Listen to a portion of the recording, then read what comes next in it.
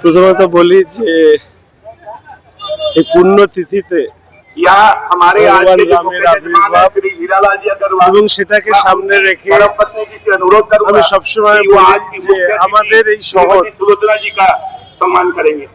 ছোট অযোধ্যা নগরীর রূপ নেয়।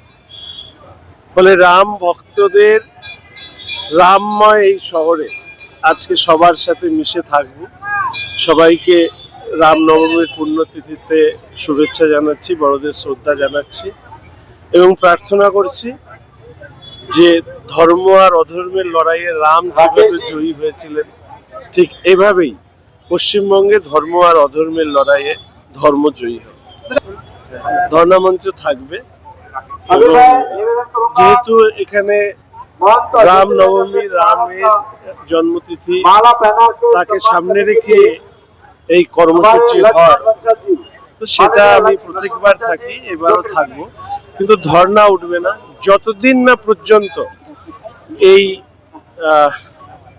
গরিব বাড়ির মেয়ের যারা ক্ষতি করেছে, একটা গরিব পরিবারকে যারা ধ্বংস করতে চেয়েছে, তাদেরকে গ্রেফতার না করা পর্যন্ত আমার ধর্ণা চলবে। সেটা আমি আজকেও আরেকবার আপনাদেরকে বলে রাখি। আপনাকে উৎসর্গ করেছি এই গানটা। প্রথম কথা, আমি রামনবমীর কর্মসূচিতে এসেছি, এখানে দাঁড়িয়ে এইসব বিষয়ে মন্তব্য করতে চাই না।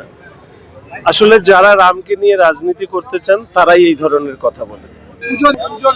সেখানে রাম জয় শ্রীরামের ধ্বনি দিয়েছে। আরো কি করবে আগামী দিনে দেখতে থাকুন।